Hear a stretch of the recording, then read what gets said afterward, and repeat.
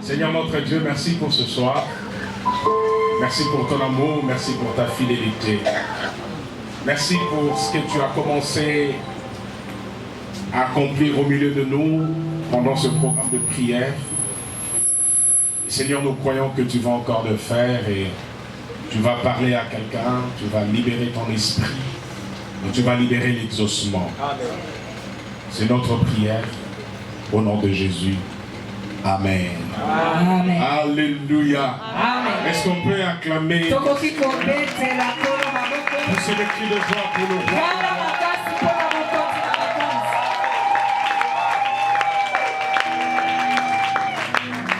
Merci à notre Dieu qui nous permet de venir encore en ces lieux pour continuer.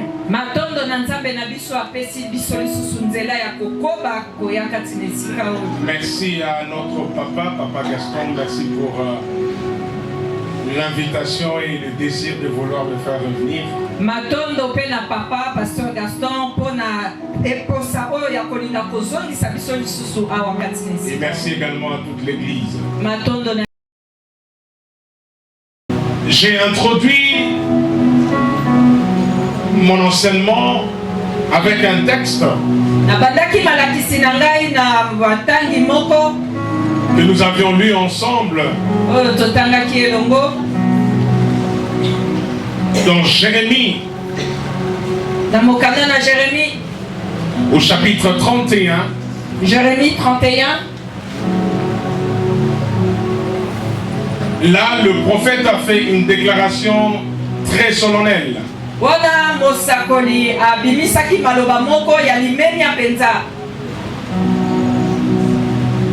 Nous avions parlé de l'importance des principes ou des lois.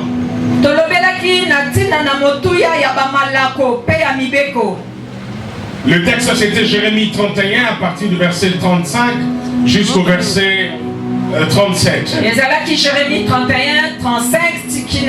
Mon sous-thème c'était quelques principes bibliques de l'exaucement.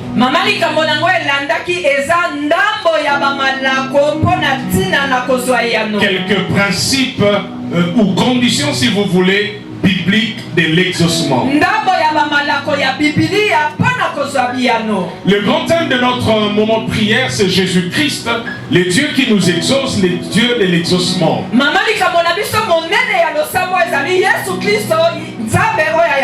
Et Dieu m'a mis à cœur de parler avec vous sur certains principes, certaines conditions qui nous permettent d'accéder justement à cet exaucement. Je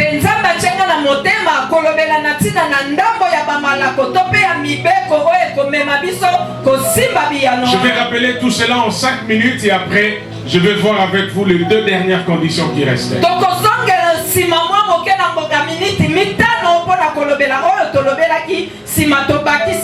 Écoutez ce que Jérémie dit à propos de l'importance des principes ou des lois établies.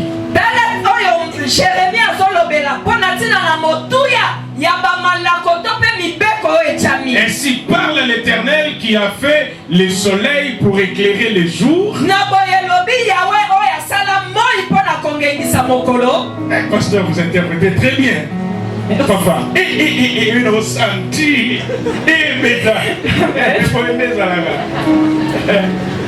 ça me donne envie de prêcher. Oh là là, on défaillait. Qui a destiné la lune et les étoiles à éclairer la nuit?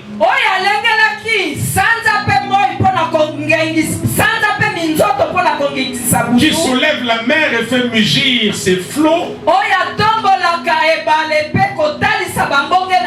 Lui dont l'éternel, dont le nom est l'Éternel des armées. Maintenant écoutez le verset 36 s'il vous plaît. Si ces lois viennent à cesser devant moi, dit l'Éternel, de quelle loi on parle? La loi qui fait que le jour éclaire, le soleil éclaire le jour. De quelle loi on parle? La loi qui fait que la lune et les étoiles éclairent la nuit. Ces lois naturelles qui existent par l'ordre de Dieu. Et Jérémie dit si ces lois viennent à cesser, la race d'Israël aussi cessera pour toujours d'être une nation.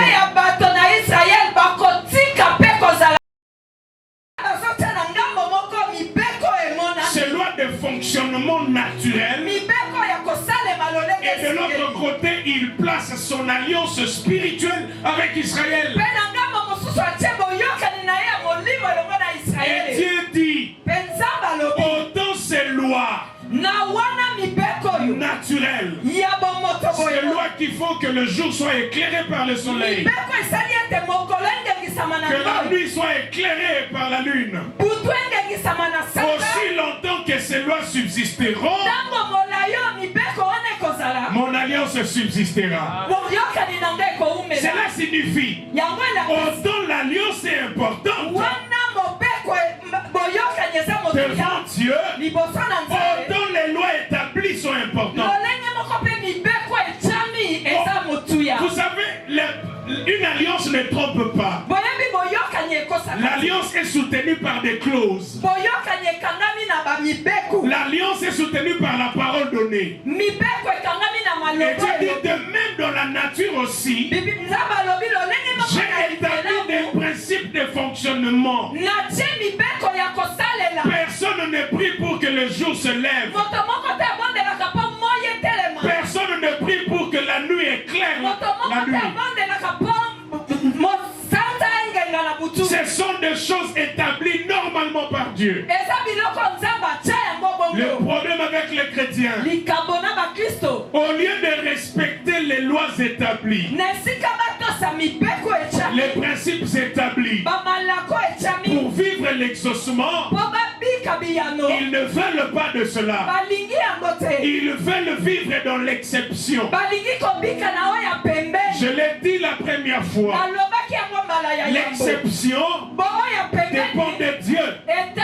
C'est Dieu qui contrôle les temps et les circonstances. Nous, notre part, c'est de rester dans les principes de Dieu. Il a dit cherche-moi, frappe, cherche, tu trouveras.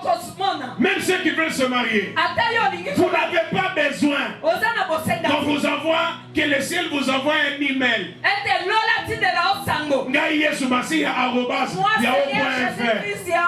Attendez-le au WhatsApp.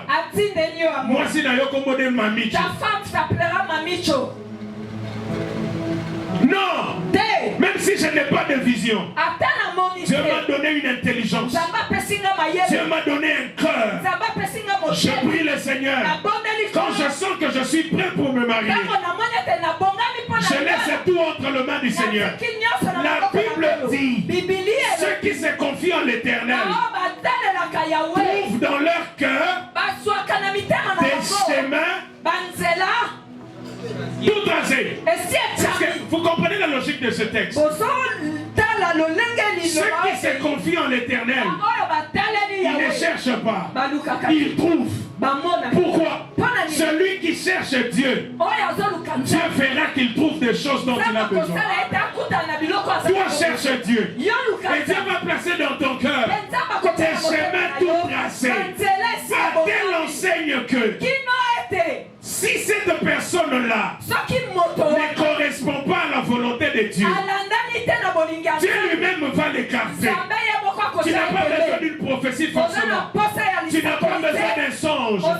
Tu as besoin de rester dans le principe de Dieu, de vivre dans la volonté de Dieu. Et Dieu lui-même va placer dans ton cœur des chemins tout tracés. Je suis en train de prier ce soir. Que quelqu'un, après ce moment de prière, qu'il trouve dans son cœur des chemins déjà tracés. Tu n'auras pas besoin de beaucoup te battre. Dieu va placer des choses déjà tracées. On n'a pas dit un chemin, mais on dit des chemins. Le chemin du mariage, le chemin du travail, tout chemin dont tu as besoin. Tu l'as déjà tout tracé en nous. Restons dans le principe de Dieu. Le premier principe, nous avions parlé de la localisation. Être au bon endroit. Être là où il faut. Il y a des gens qui ne vivent pas l'exaucement parce qu'ils ne sont pas là où Dieu les attend. Quand l'exaucement arrive, lui n'est pas là. Ma prière est que l'exaucement te trouve au moment et à l'endroit indiqué.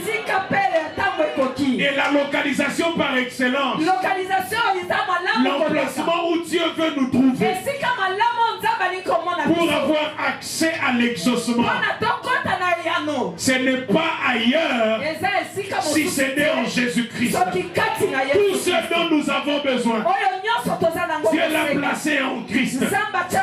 La Bible dit, tout ce que vous demanderez en mon nom,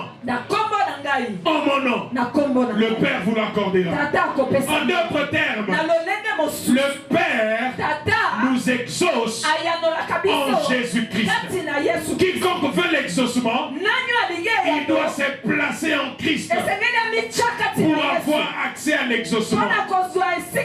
Jésus, c'est le mot de passe du coffre-fort de Dieu. Je reprends cela. Jésus, c'est le mot de passe du coffre-fort de Dieu. Toutes les bénédictions du chrétien ne sont possibles qu'en Christ. Nous sommes bénis en Christ. Nous sommes pardonnés en Christ. Nous sommes scellés en Christ. Nous avons l'héritage en Christ. Si au temps de Moïse, c'est Josué qui devait conduire le peuple de la terre promise, je bénis le Seigneur dans la nouvelle alliance qui est plus grand que Josué.